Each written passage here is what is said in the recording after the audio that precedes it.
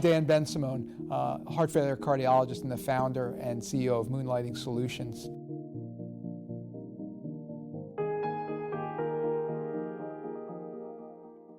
I think we all know as practicing physicians that call coverage is probably the hardest thing we do. It's difficult because it saps your productivity.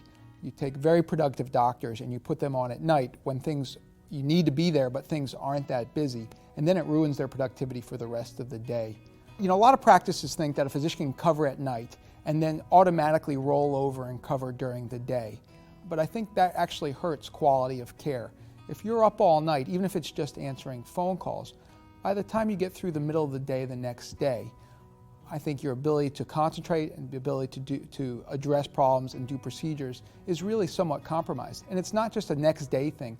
I think for a lot of us it takes a day or two to really recover from a night of call. And I think we all feel a responsibility to take call.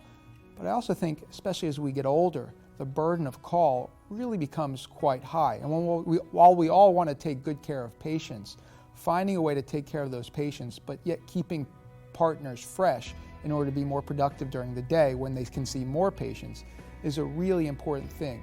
So I think the responsibility is on the practice to find ways in which they can allow doctors to take care of their patients at night, but yet preserve their best resource to really provide care to patients during the day and really grow the practice and grow the business. And I will say that at night, after doing this for 10 years in our practice, at night our nurses would rather call our on-call moonlighter to come see the patient because A, the moonlighter's in-house and they're going to come to the bedside very quickly, and B, they know that that's what the moonlighter's there to do. If you call one of our partners at 2 in the morning to come see a patient, they're at home and you may get some reluctance for them to come in at night. So I think the quality is two things. One is finding the right doctor, which we work very hard to do.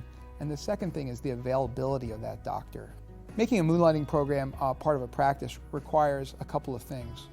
One is it requires you to find the right doctors who are going to fit in with the practice. They're eager to work.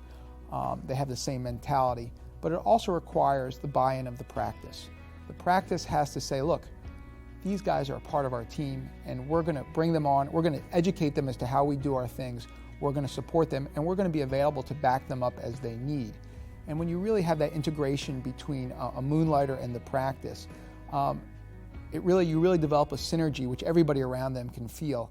And in those situations, those moonlighters often become part of the practice.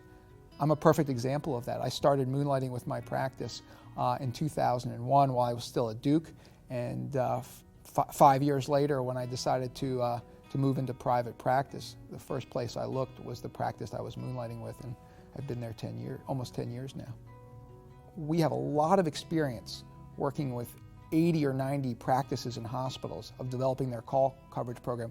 We can often sit down, look at a situation and say, listen, we've seen this problem before. This is the best way to attack that problem. So we sit down with the administrators, we sit down with the physicians, and then we generate a proposal that maybe 1 or 2 scenarios that will best cover it. And then we look at the numbers and we sort of make a decision to move forward based on what's right for the practice and what's right for their budget. I think when a specialty group is looking for coverage at night, there is really no replacement for having a specialist on call at night.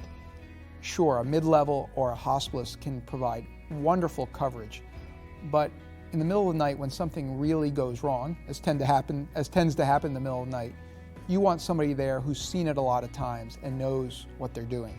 So if there's something that comes up, typically the specialist is going to get called anyway.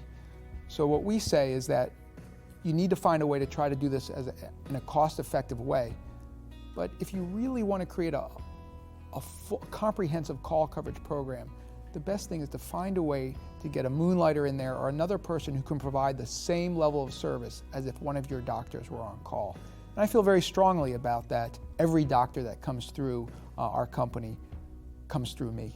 And we really screen them carefully and we vet a lot of these people out of the program. So you know that when you're getting a doctor who's coming to your practice to work with you, they've been looked at and they've been looked at carefully by doctors who've been doing this a long time and know what makes a good moonlighter and what doesn't. The other thing, people often don't realize that a good proportion, maybe even up to 50% of fellows, when they come out of their subspecialty training, leave their first job within the first 2 years. And that's because they haven't had a chance, the practice hasn't had a chance to work with them, and the fellow hasn't had a chance to work with the practice. By using Moonlighters, you have your sort of your own farm team, if you will, to really look at these doctors and realize, are they going to be good doctors, and how are they going to, more importantly, how are they going to fit into our team? We didn't invent moonlighting.